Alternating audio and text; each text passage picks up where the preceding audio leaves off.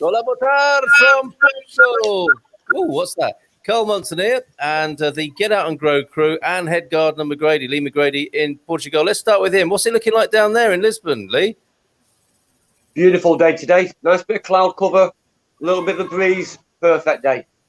Oh, lucky you. And having a little bit of R&R, aren't you, hanging out with the family? You're not covered in soil and leaves today, as you often are on a Monday afternoon. Oh, I'm not sure if he's hearing us now. Yeah, I was just saying that you're having a bit of R&R, hanging out with the kids. It's the summer holes. You're not covered in soil and leaves as you sometimes are on a Monday afternoon. Clean sheet, clean t-shirt, clean face, clean hands. Unbelievable. That is not the Lee. No, that's not the Lee we know. Fantastic. John, how are you? Bit of strimming going on. I think. Hello, I am good. Yeah, there is something. I think it's strimming or grass cutting or something going on. I can hear. I don't know if you can hear it on the mic, but there's definitely something going on. But yeah, I feel reasonably okay. Excellent. Not too bad. We'll come back to you. We'll come back to you in a minute to find out what possessed you to suggest a rewilding special, which is what it is today. It's a cracking idea, sir.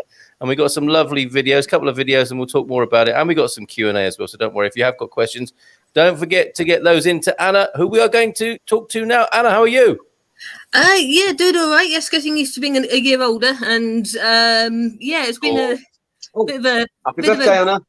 Oh, thank you. It's been a bit of a quieter day since all the I was going to say partying. It was a little bit of a wettish kind of day at times. So I went out and had refreshments, and yeah, got another year of Spotify to enjoy. So I'll be yes, making the most of that. And oh, I'm trying to think what else I got now. I got yes, I think I got a few gift tokens and chocolate and all that sort of thing, and a few t-shirts as well. So all good. And yes, so yeah, it's been quite a busy time, and work-wise doing that as well, and had a little update to my work schedule as well. So I'm going to be doing two afternoons instead of a morning and an afternoon. So that will be starting up possibly this week, and no gigs at the moment. So still waiting on that, and yeah, just getting used to post Olympics. I think I've been watching quite a bit. So so yeah. Interesting. So you're a bit of a barista on the QT, some coffee grounds to spread over the garden, an endless supply should you need them. And the gigs you mentioned there, and if you didn't know, Anna is a very gifted keyboard player. But obviously with the pandemic, that's thrown a bit of a spanner in the works with your performance schedule, hasn't it? And but I think you'll be back on the road soon, I'm sure. And it was lovely to see everybody wishing you a happy birthday. And I don't know what bread and butter in the gutter is in Portuguese, so we can't sing that for you tonight. But parabéns on another great year, and looking forward to many happy returns for you, Anna. I should say thank you and obrigado to everybody as well. Oh, very good, very good. I see what you did there. Okay, so onward then with the gardening Q&A, which tonight is hijacked somewhat by a rewilding special. I think this is incredibly inspiring, what John suggested. Before we go to John to ask what was in his mind when he made such a suggestion, let's say hello to Paul, Louise, Lottie. I think it's Louise mainly. Hola, boa tarde a todos. Where you been, Louise? We've missed you, but I think you've been busy in the garden, basically, which is one of the ironies, isn't it? Of when you're a busy gardener, you probably haven't got time to watch gardening Q&As. It is a difficult one to balance. Boa tarde a todos, Amsterdam. Matthias, good morning. Sorry, I'm so used to saying good morning to you because you're always on the morning show. I'm saying it again, but good afternoon to you in Amsterdam. Same here with Stephen Wells, who's here both morning and evening. Appreciate it, gentlemen. And yeah, Louise is here this evening. Let us know. Is that you, John, who said that? I think it might be Mr. Yes, Raja. yes, it is. Yeah, I keep saying stuff and I've muted myself. Deary me. You'd think I'd be used to all this StreamYard and Zoom stuff by now, wouldn't you? You might think that. Botardo from Jeff Jackson over there in the States. And Flora and Simon here as well. Hello, lords, ladies. Great initiative with the rewilding, Anna and John. So, yes, John, what were you? What inspired you, possessed you to suggest rewilding? I'm not really sure. I mean, there was voiceover for an animation I did with United Response that mentioned rewilding, and that was where I first heard of it. And I was like, "Oh, what's that then?" And then I looked it up or found out about what it was, and I thought, "Oh, that's interesting. That'd be good for the gardening thing that I do." Yeah. And it's kind of taken a while, but we've got it here. So there, yeah, that was kind of why. And I just thought that, yeah, I thought maybe spread the word a bit because it sounded interesting and a good learn, really. Yeah, I agree. Absolutely agree with you. And there you are, casually tossing into the conversation, doing one of my voiceovers. Just briefly tell us a bit about that, John. You're a voiceover artist. Yeah, well, I've done a few. But yeah, it's United Response where I do my drama, and they for Rock Creative, and they do a project about this with a disabled character, and it's various issues, and there's one of them was loneliness, another one was cyberbullying, and now they've also done the environmental stuff, which was the most recent one, and rewilding was mentioned there. So I just thought, ooh, what's that? This will be suitable for this. So brilliant. Yeah, you're the voice of Zach, right? The lead character in this thing. Yeah, you do an amazing job. Absolutely brilliant. Suzanne Derringer is here as well. Greetings from Pittsburgh. I keep missing the morning show because it's on at 4 a.m. in the morning. Yes, you're forgiven entirely, Suzanne. Evening all from Mark Stoll. Another excellent double entry today from Mark, Stephen, and Matthias, of course. Thank you for showing up both morning and afternoon. Mark and the other two gentlemen, you regulars. Portuguese, Botado, Andy's here as well. Fantastic, just down the road from Lee, and a fellow man caver. Tuned in for a bit of rewilding as well. Been busy renovating an old Gisto building, rebuilding the area, plus new roof using reclaimed under and over tiles. Wow, early mornings and late evenings to miss the heat of the midday sun. Well done, Louise. Sounds amazing. And hi all as well, just quickly there from Nikki Karen Jones as well. Good evening to you, Nikki Karen Jones. Any questions you've got about gardening, we'll squeeze them in after we've had a look at these wonderful couple of videos. One is from a UK rewilding organisation called rewildingbritain.org.uk, and we'll start with that one. It's 8 minutes long, but worth every moment of your attention, I would say. And then we'll make it relevant for both sides of the water, as we do most Mondays, with a video from the Coa Valley as well. Scaling up rewilding in the Greater Coa Valley. That's the Portuguese contribution. So that's just a couple of minutes long, but equally inspiring. So let's just kick off, shall we? Anything you're doing rewilding-wise, anyone tuned in tonight, do let us know. And a couple of other resources that we found for you as well. So let me share this first one with you. This is the backstory, if you like, and it's set in the uplands of the UK. And I'm going to see if I can run it now for you. Let's see. Yes. There we go.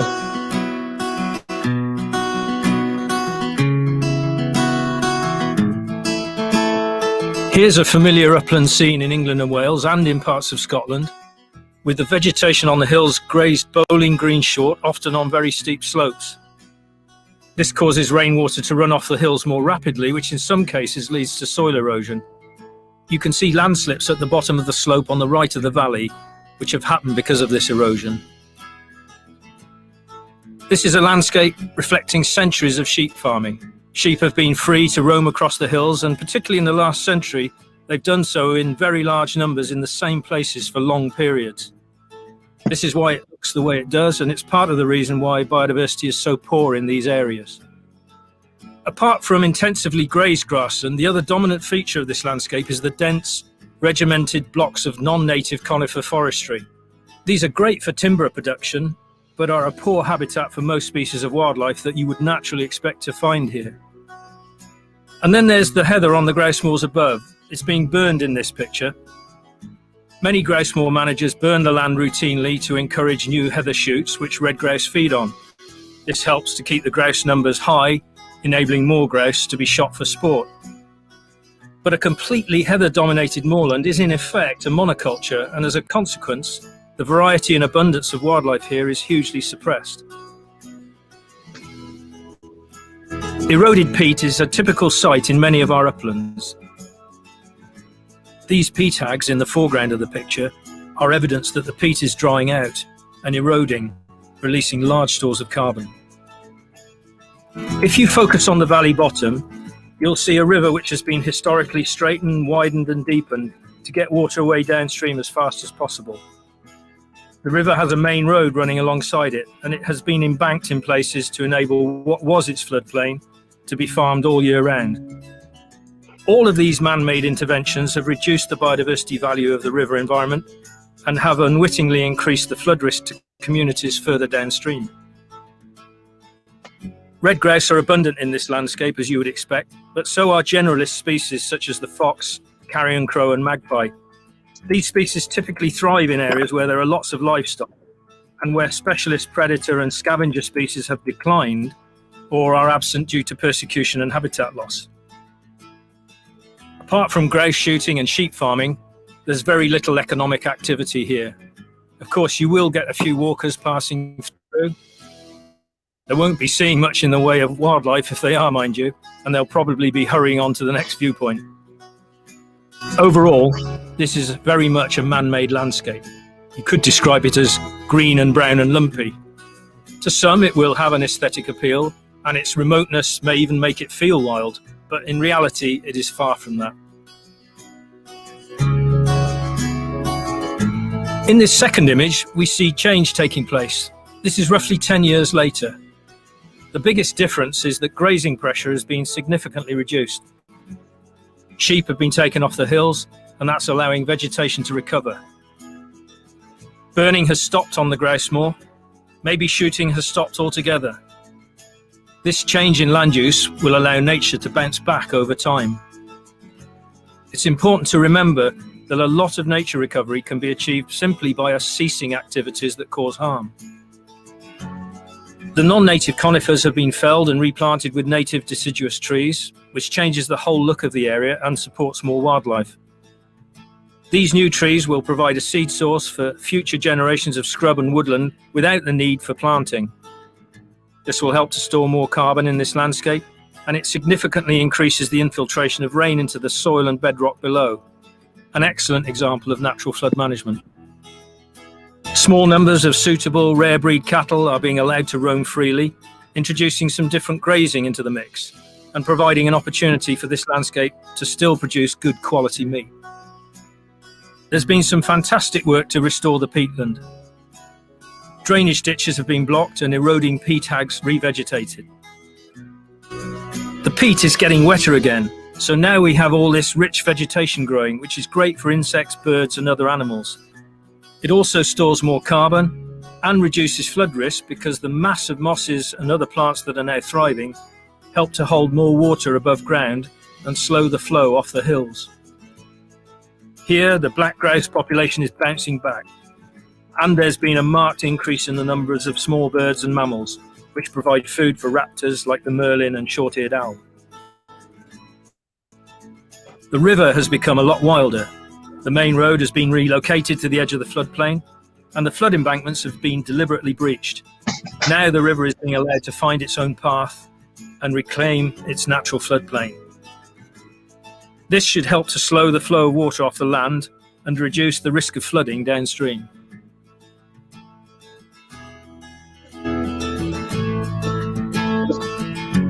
Here we are, about 50 years into the future. The landscape has changed dramatically. It's full of colour, texture and life. Nature is really being allowed to take care of itself now. It's been given a helping hand with the creation of a green bridge across the main road. This allows wild animals and livestock to move more freely and safely through the landscape.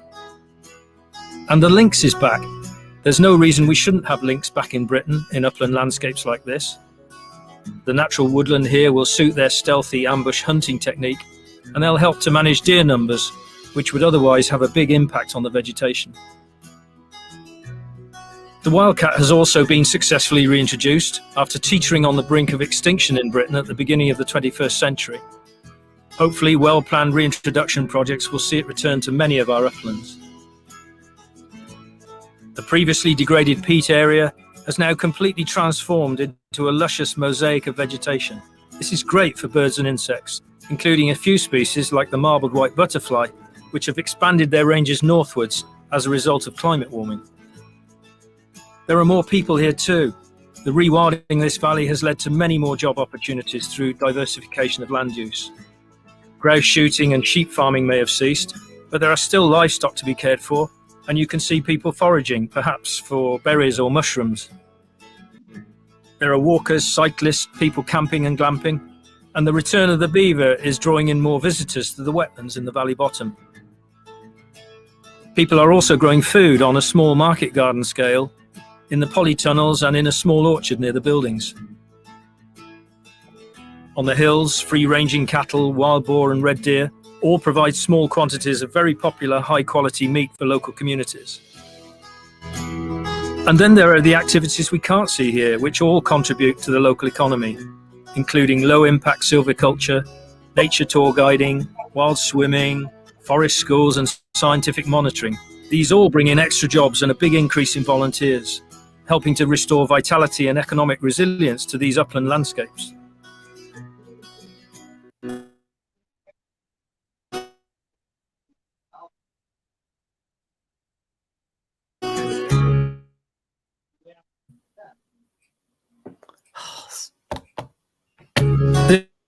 This is a challenging.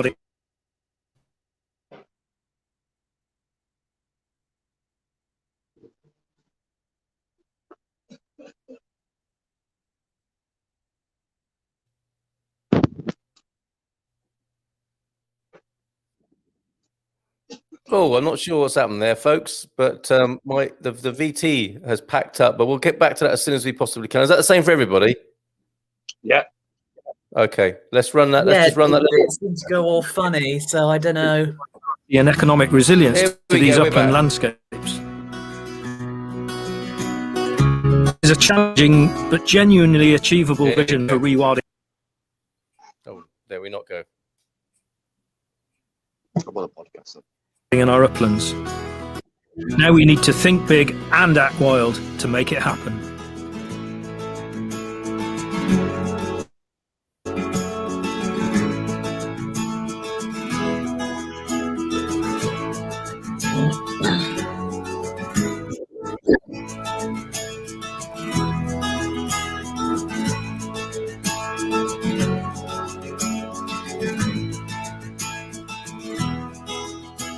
No, I'm loving that strapline. Think big, act wild. I don't know about you, but I find that really moving, especially the bit where they're talking about in 50 years' time, where it's unlikely I'll be here.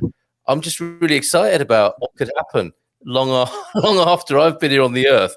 When you see that lynx in the tree who's caught a fox, and you think, oh, there's a little kitten. You don't want to be petting that little fella, do you? That's actually a wild cat in the front there. But what did you make of that? I think it's so beautiful. Yeah, it's really interesting, isn't it? How it could change the world, really. Absolutely. By thinking big and acting wild. Lee, you've had a little bit of on the ground experience with this, haven't you? Some of the work you've done with local authorities and stuff is in the rewilding kind of area. What was your view on that? Were you moved by that? He's off to show us his rewilding area, I think. I wasn't particularly moved by it, but I'm trying to get a better signal. Okay. I'm not moved by it, but I'm definitely excited by it. It's something that I've enjoyed working towards in the past. Yeah. And I've worked on quite a few projects across the UK. And I've volunteered on a few as well in my own time. Yeah. And it's definitely possible. It's feasible. It works. It's fantastic. Yeah. And I would like to say thank you to Emma Oldham, who got in touch, for Digital Communications Manager at Rewilding Britain. Says, thanks for reaching out. She's saying good afternoon to the team here. It's great to hear our new animation is a power tool for you. Please go ahead and use it, but make sure you credit Rewilding Britain, which you've absolutely done and are pleased to do. If you could also flag our latest campaign, which is also of which this animation is part of, we'd really appreciate it. So I'll put the link so that you can find out about the latest campaign. Do check it out. Do go and have a look. Also, even if you're not in Britain, I think you can get a lot from that and be inspired. A few comments before we go to the Portuguese part of it. Excuse me one moment.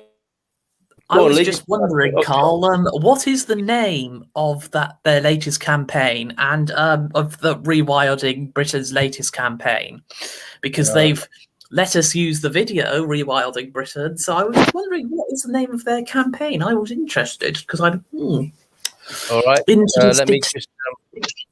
Yep, I will bring their website onto the screen for you, John, so that you can answer that question. Let's have a look then. If we're thinking big, we're acting wild. What's this all about? So let's take a look at that.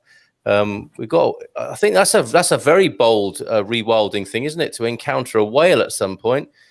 Think long term. Think joined up. Think natural processes. Think climate resilience. Think big, act wild. Bringing a lot of concerns together for people.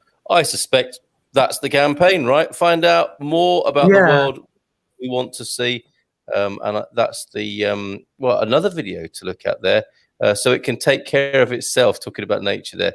So rewilding flourishing across Britain, that's the campaign there. Check it out for yourselves, rewildingbritain.org.uk to see that. All right. So I didn't even add that to the stream. There it is, the thing that I was talking about and clicking through. Another video for you to watch. The world we want to see, I believe, is their latest campaign there.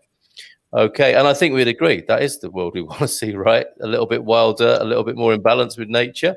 That's what we're all about on a Monday evening. Let's go now then to the Portuguese entry, a bit like Eurovision, isn't it? And we're looking at the Coa Valley, which is in the north, in the Gerês area, which we've talked about before now. And I'm going to pop this on the screen for you to take a look at. Let's get that shared right on the screen before I do that.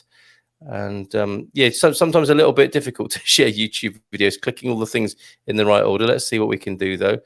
Right, let me click that. There we go. Hear the sound.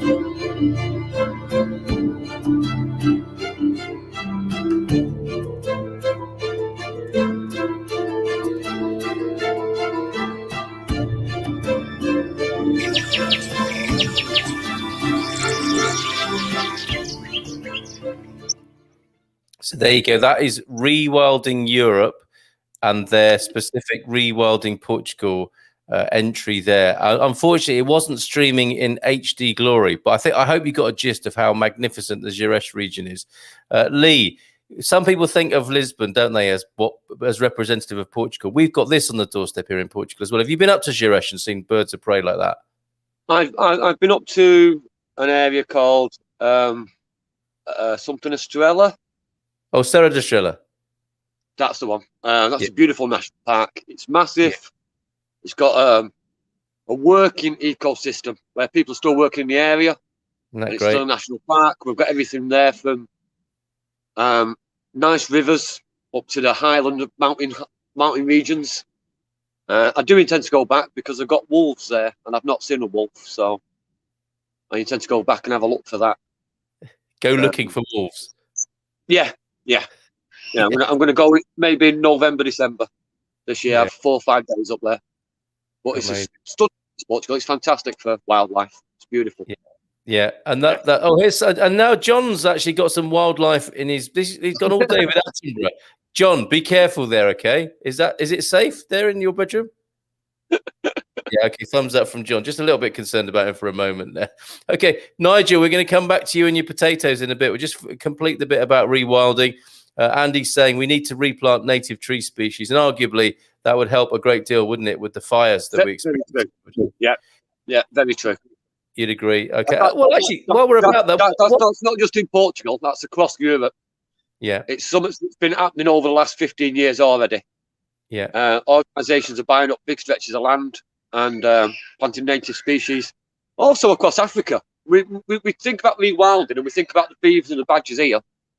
But Ethiopia is doing some massive projects there where they're replanting native species of trees. Yeah. And it helps to secure a water source. It helps to retain water, which a lot of the African nations have lost because of the deforestation. Yeah, going to monocultures and cash crops. Yes, yeah. And you know what? You know how when people cut down trees, they plant too, which definitely seems a good idea. And that whole thing, I was reminded, what's the best time to plant a tree? Well, yesterday. Second best is today, isn't it? Now, I think we should do this with the news as well, because at the moment, if you watch the mainstream media, you're seeing it looks like the world's on fire. And obviously, there are parts of the world that are on fire at the moment. It's a pretty horrific scene. And, we have that here in Portugal as well. But it would make sense, wouldn't it? For every bad news story, they play at least one or two. And exactly, share something like you were talking about there, the rewilding, the regenerative agriculture that's going on around the world. That would give people hope instead of utter desperation at times, I think. Going back to Louise, go on, Lee, sorry. Last year, there was a big fires in Australia that made the national news. But what they didn't mention was the rewilding projects there. Yeah. Where they're planting grasses, not trees, they're clearing trees to plant grasses to do exactly the same, to retain water, to build soil. Yeah. What you like to say, do not mention that. It's not BBC shockable. It's not. It's not shocking, is it? It's not terrifying. So they don't report on it. Yeah, it's just a loving vision of hope and inspiration. Why would we want to see that? Yeah. Okay. And AiR is a drying and threshing platform, usually stone built in front of many old stone buildings. Thank you for that. So that is a thing there that I didn't know what that was. Thank you, Louise, for pointing that out. In response to what we've just seen, not enough small farms in the UK near towns and cities in general. Really a big disconnect with rural and urban life. Big population makes property prices overinflated. Time for an overhaul. Absolutely right, Fiona and Simon. And that bloke in the first video, I thought, made a good point. What we think of as wild at the moment, and you'll have something to say, I'm sure, on this, Lee, is not actually wild at all, is it? It's the countryside as managed by human beings. It's not wild at all. It's just what we've grown up with, isn't it, as being looking wild? Yeah. Unfortunately, there's very few wild places left in the UK. The Cairngorms, for instance, compared to the Lake District, where people consider the Lake District to be wild, it's complete opposites. Same mountain range, the same style of mountains, but the Cairngorms are wild. The Lake District's so tame and over manicured. It's not. Yeah, it's different altogether. And managed, absolutely. Managed with the emphasis on man. Wondering how we can grow this idea in Portugal. All around me in the natural land is being ripped, says Nikki Karen Jones there. Well, I do have another resource to share with you. Rewilding is happening, I think, in little pockets. These are little organizations you don't always hear about. But some of you will know of Pure Portugal, obviously. And I used to do their podcast a few years ago. And one such podcast was the wonderful Deborah over there. I interviewed Deborah. You'll see on the screen now. Deborah Richmond, Quinta de Chabelias, home of an exciting, inspiring new rewilding project. This was a couple of years ago now. Set in the mountains. This is where Lee's talking about. Serra da Estrela, set in the mountains of central Portugal. Quinta de Chabelias rewilding scheme is dedicated as a sanctuary to the honeybee and ecosystem restoration. Each swarming season will grow the number of hives with a particular emphasis on wild bees and log hives in the trees. Log hives in the trees are pretty exciting when you see them, creating a safe haven for them to thrive. We will support them with an abundant food source through bee planting and reforestation, along with soil health and water retention strategies. Same themes coming up here. If we wish our adventure to ripple out to others through sharing what we've learned, inviting thought leaders and to the land, and exploring creative ways to bring awareness of the need to rewild our planet. I'm going to put this link in the comments as well. Deborah also heads Pure Portugal's resources directory. So more info over there on Pure Portugal, our friends over there, and go specifically to Rewilding Our Planet. Lovely vision.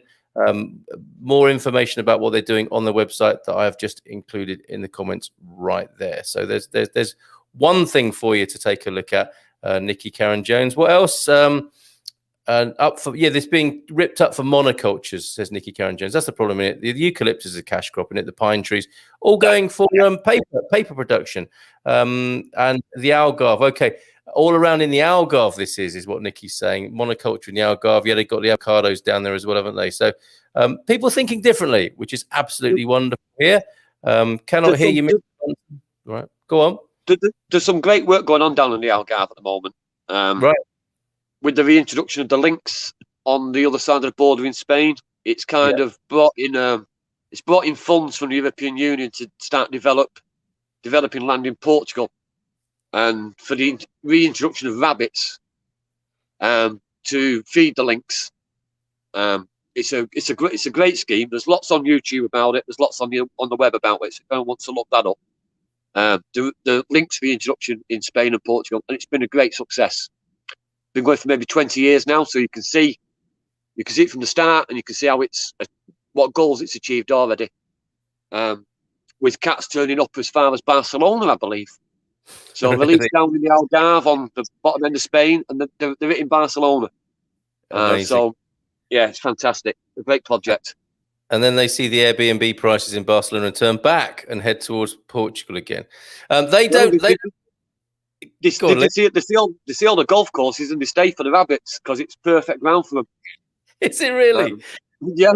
That's where you see them most. Apparently, is up on the golf courses.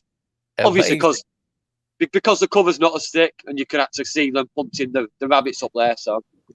I just have an image in my head now of just a group of lynx playing golf together.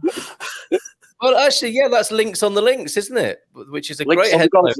Links on the Links. Anyone, a newspaper reporter dying to write that story with a great picture to go alongside it. Fantastic. Fiona and Simon loved the video. Brilliant video. I think they both were, weren't they? Sorry, the second one wasn't in HD glory, but I'll put the link in so you can see it for yourselves. Fiona, I'm sure, will be a fan of Rewilding. Joining late as ever. Hello, she says.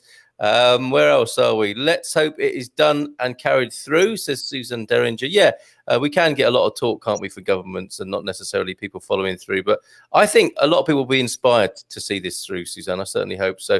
Sadly, there's a couple of projects in the UK at the moment. One of them's been linked with the Queen and Prince Charles, and another one's been paid for by the old Naturalist England, to change its name now. But they've all got 100-year funding. So the funding is there for the next 100 years, which every great rewilding project needs that longevity, needs that time to develop. Of course it does. So I think organisations have learned that it's easy to run out of money and easy to fizzle out. Yeah. So before they're starting now, they're getting that long-term support, which is the way it should be done. Yeah, absolutely. And 100 years is right. It's not, you can't work on government timescales, can it? 5-year terms. It's never going to work. Sadly, everyone but the big decision makers understand the value of diversity. Yeah, good point, Tony. Bigger is better has driven decisions with no regard for the environment. Any efforts now are soon beaten back by the multinationals, and demand for cheap is best. I grew up in rural Worcestershire, which is now being paved over, which is a grim proposition there, Tony. I hope that more and more people will influence the big, what do you call them, the big decision makers, as you say there, and we can turn it around. Fiona and Simon, Portugal looks like it's a good start already. So beautiful. Wasn't that superb? The Coa Valley, COA. If you want to look it up some more, go to Gires yourselves and have a look. John got some wild toys in his room from Ed Matthews. Hello, Ed. Good afternoon to you. Lovely to hear from you, Ed. Ed, but eucalyptus everywhere. Nightmare. Fast growing, suck up gallons of water and home to nothing but fires, says Tony. It's a fair point. Seeds in every apple. Now, this is interesting. And we go to you now, Lee, for a little bit of rewilding help in the back garden. Because obviously, there are these great areas which we want to regenerate, reforest, rewild. But you can do it in your own back garden as well, can't you, to some extent? Seeds in every apple, instead of throwing them away, plant them. Is this the sort of thing you were thinking of? Well, I think it's got to be bigger than that. So when you say in your own back garden, there are lots of nature groups, nature organisations around the UK and Portugal. And the best thing you can do is get involved with those. So find your local friends of groups, your local nature reserve, go and volunteer, go litter picking, go planting whips, planting seeds. That's a great way to start. Yeah. But also in your own garden, donate 10% of your garden, donate 5% of your garden. It all makes a difference. And just leave it. You don't have to do anything. It's the best part of rewilding is you don't have to do anything. Yes. You just find a corner and leave it be. Yeah. That was John. Yeah, John's rewilding already. He's become a caveman he's responding to the spirit of it all. Yeah. Or the other way you can go is with the wildflower seeds that we've talked about in the past. Yeah. Find another 10% of your garden and just seed it, just wildflower seed it. Beautiful. Because every successful wildlife campaign always starts off with the food tier, with the cascade of food. Yeah. So if you can encourage the insects, then the other animals will follow. Yes. And it's just nature's way of rewilding itself. So find the corner you don't use, the corner you don't like to look of, leave it and let it do its own thing. Yeah. Costs nothing, takes you no time. Have you seen, in connection with this, have you seen the Fantastic Fungi video on Netflix? No, I've not seen it. No. Oh, mate, I do love fungus. I'm a big fungus fan. I'm not surprised to hear that, but this is the most beautiful and moving film about fungi. Fantastic Fungi.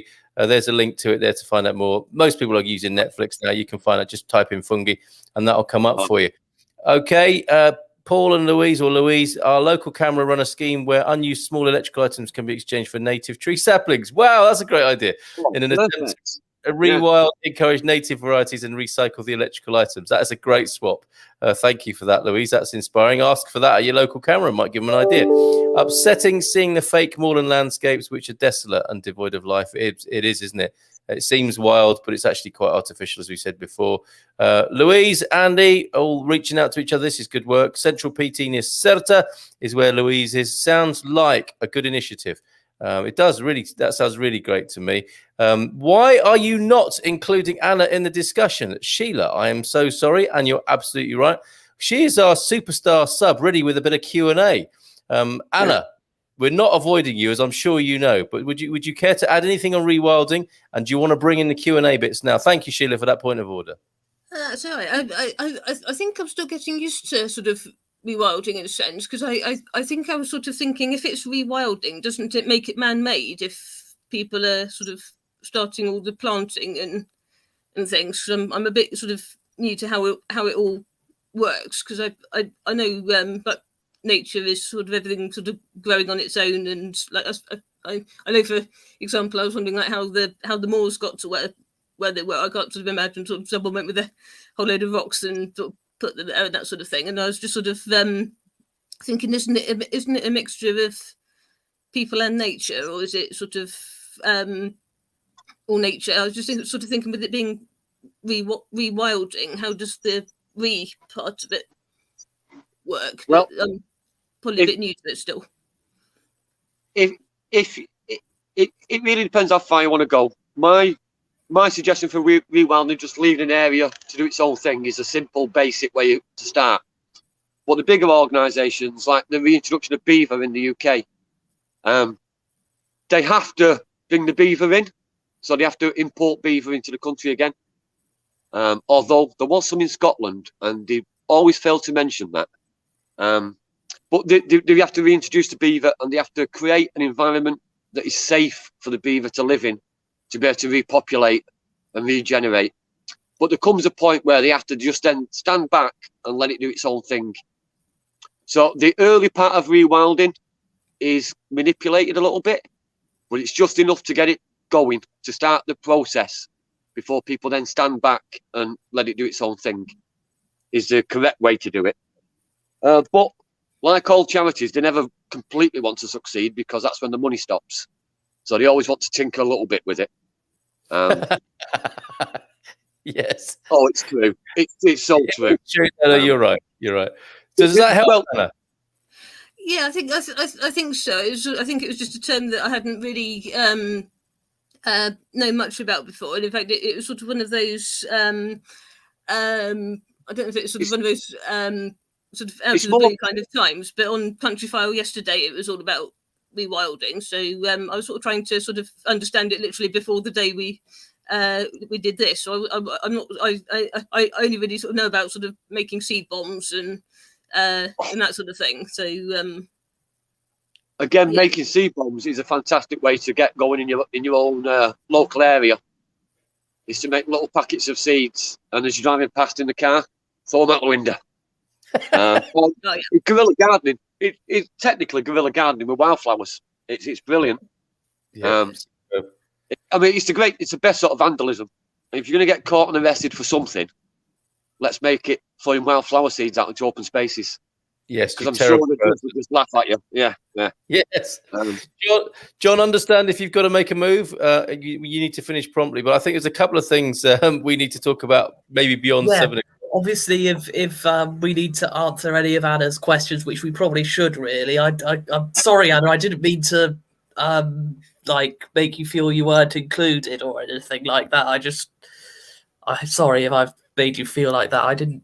I hope I haven't.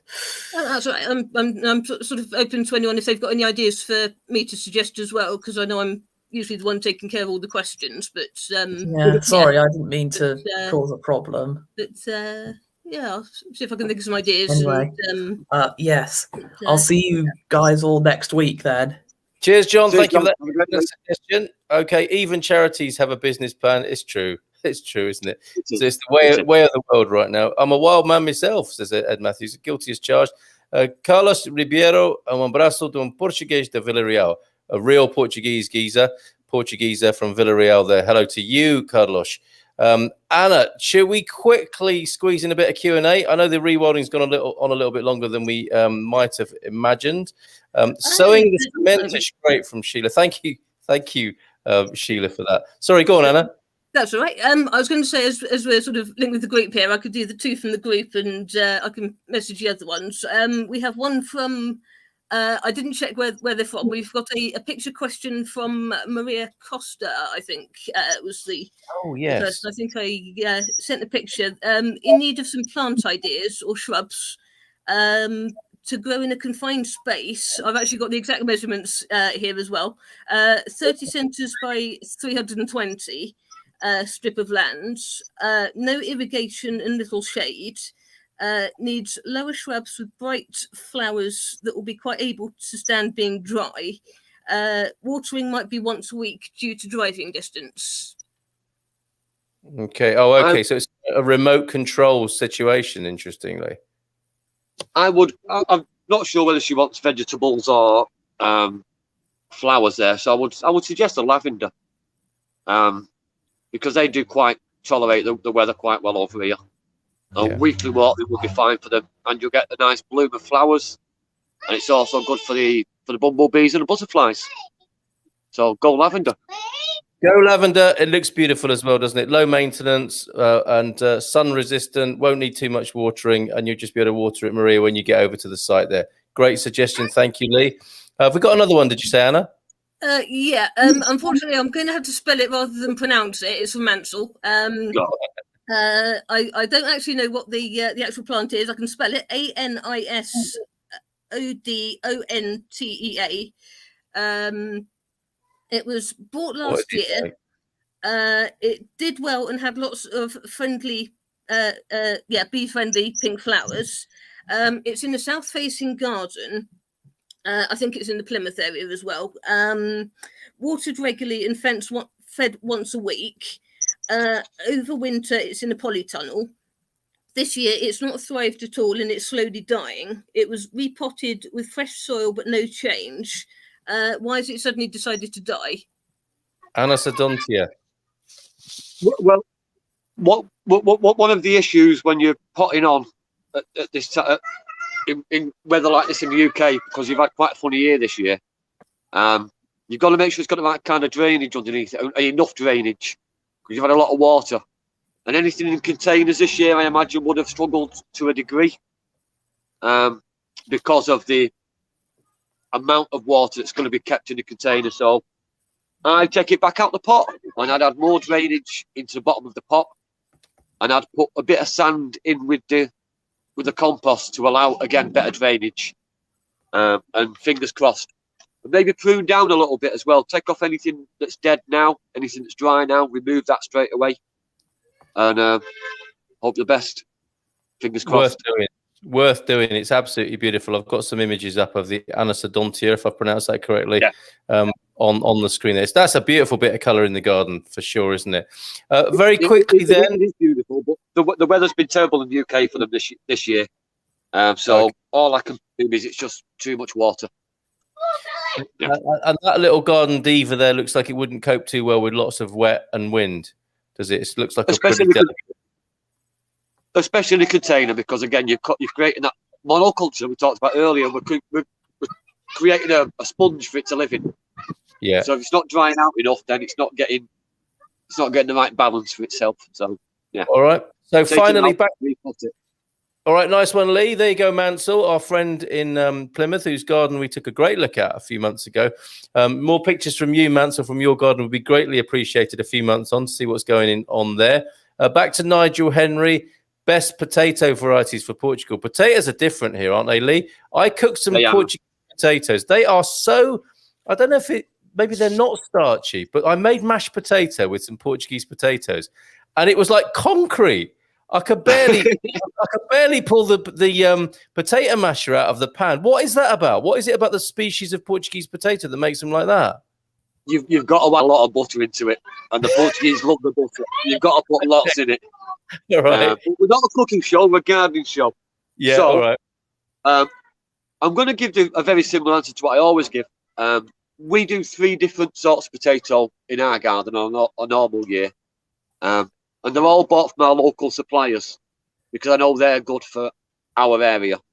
Yeah. And Portugal, from the Algarve to the north, it's very different climates. So I would recommend you either look at your neighbours or you go to your local supplier and see what they have in. Yeah. But you want to be looking at 3 different sort of potatoes purely because potatoes do have different jobs. So you want one for the mash, you want one for chips and frying off, and you want one for jacket potatoes. And you can get all 3 in each area. Each area is in Portugal. So local suppliers, and try and go for 3 varieties, and you'll work out what you do best, what does best in your area. Oh, and there's nothing better, is there, than digging some of them up and sticking them straight in. I love digging up potatoes. Yeah, I love it. Maybe a bit of mint, bit of mint from the garden, and plenty of Portuguese Manteiga butter on there as well. Fabulous, and a good grind of Portuguese sea salt on top as well.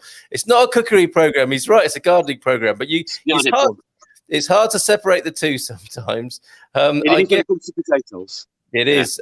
I hope that's useful to you, Nigel Henry. Great tip there. 3 varieties. Check your neighbours. Check the local shop. Go to the local shop. Ask them. They're very helpful in there.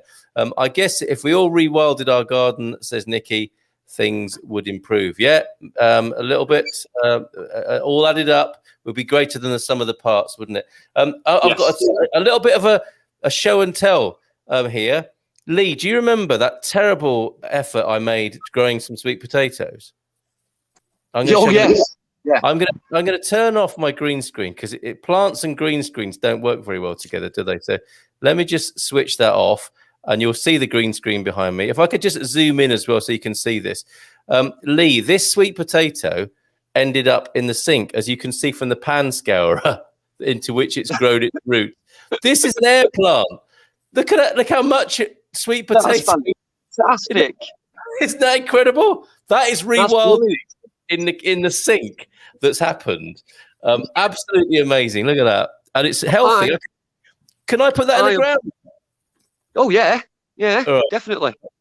This is my second sweet potato crop. There we go. We're just zooming on. I was sat right next to it, so I have to show off. Yeah, very good. I've just done the 2 more at the top. Yeah. Super. Look at my tomatoes. Right. Okay, let's have a look at your tomatoes then. Come on. Doing really well. Lots and lots of really big, juicy toms going on. Oh, we had some given to us yesterday. Same again. Plenty of butter, plenty of sea salt, bit of black pepper in there on toast. Wow. What a great time of year it is. Fantastic. All right. John's got. I was going to say, I'm more than happy to shout out the question subjects of the ones I've got left in case anyone's got any ideas for. Sure, go for it. Yeah. I've got a friend in Exeter, I think, who is in need of any ideas for quince. They have a quince tree in the garden, and just in need of any recipes. I've got one from Alex, my aunt, up in Wiltshire on poppy seeds. If there are unripened poppy seeds, is it possible to ripen the heads and cut the stems, seed save into a paper bag, and will the seeds be okay to scatter next year? They will be absolutely fantastic. If you take the heads off the poppy, leave it in the husk, put them on a bit of tissue paper in the windowsill in a dry spot, they'll be absolutely fine. Put them in an envelope, write the name on the envelope and the date you took them. They'll be fine. They'll last 3-4 years, poppies, if not more. Great stuff. In an envelope. So yeah, nice and dry. They'll be fine. Yes, and the other 2 questions I had, this one is a bit of a dog difficulty here. What can stop grass from dying when dogs have to use it? I've got 2 simple answers for that. The first one is shoot your dog. Yep. What's the other one? The other one, a bit more complicated. You need to get some washing up liquid in a squirter container, and when you see the dog doing its pee, you need to wash it immediately with washing up liquid and soapy water. Wash the dog? Wash the dog pee, the area where it's pee, not the dog. Not the dog, okay. But you can actually go to the vet, and the vet can recommend a change of food, which will change the pH level in the dog's pee. What? Which will stop it from. You can buy specialist dog food that changes the pH level in your dog pee. Unbelievable. But it's not cheap. It's not cheap, but it does work. Sounds weird. And the vet can recommend a type for your type of dog. No, Cal, some people love the lawn that much they will pay to save the dog from peeing on the lawn and killing it. And I understand dogs and bitches have a different pH kind of level as well. It's bitches seem to make the lawn worse, don't they, than the male dogs? Strangely enough. When the bitches come into season, the pee is almost acidic. Right, it will that's like the best weed killer in the world. All right. But dogs, when the male dog gets older, it starts to get kidney problems, and that's when the pee becomes more acidic as well. So, who knew? Who knew that Lee would know so much about this? That's amazing. Dogs watering the lawn. Should we? I've been a dog owner for years, and I've had lawns for years. You learn these things. All right. And he was only joking about shooting dogs, everybody. But any complaints? Any complaints? Send them to Astrid or Jerry at expatsportugal.com.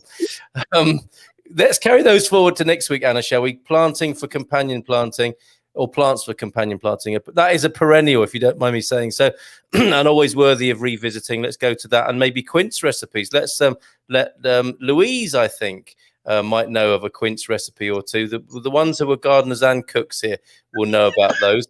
Anything else, Anna, to leave in the minds of people as we go? I don't think so. I think there'll be only 2 questions awaiting some answers, I think. But yeah. All right. Well, Fiona's saying quince jelly or jam, or make marmelo jelly, I think called marmalade here. Incredibly delicious on toast or served with meat or with cheese. Yes, that's a good Portuguese habit. The old jam with meat and cheese. Very good. Matthias, I noticed that although the grass turned yellow, it came back greener than the non-dog wetted areas. Check you guys out. You can sometimes get the effect where it works as a fertilizer and it's not too strong. So you'll end up with a dry spot in the middle with bright green around the outside where it starts to fade away. Yeah. But that's normally younger dogs. Puppies tend to do that because it's not as much and not as strong. But when you get a big dog that's getting on in years, it becomes more like a weed killer. Amazing. Amazing. Anna, anything else to leave with people, or should we leave it there for this week? The only question I had left was companion planting. I think that was just any. I haven't been given any examples, just what plants go well together, and I immediately knew it was companion planting. So that didn't have a heading with it. That's kind of that could be kind of a full show on its own. So we'll leave that till next week, and we'll address it then, because we could talk for another hour about that alone. So how about that? What a great idea! Tune in next week, folks, for the companion planting special. So we'll get ourselves genned up on that. Lee obviously already knows a lot, and will bring his wisdom to us as he's done this week. Lee, thank you so much. Incredible. What an amazing mine of information, including all that dog pee stuff. Quite incredible. Thank you very much, sir. Thanks for a little look into your garden again, and have a great rest of the week with the kids. Thank you so much for making time for us today. Cheers, mate. Good night, everybody. Bye-bye. Great job, Anna. Thank you very much indeed. Thank you. Ciao, ciao, everybody. Thank you.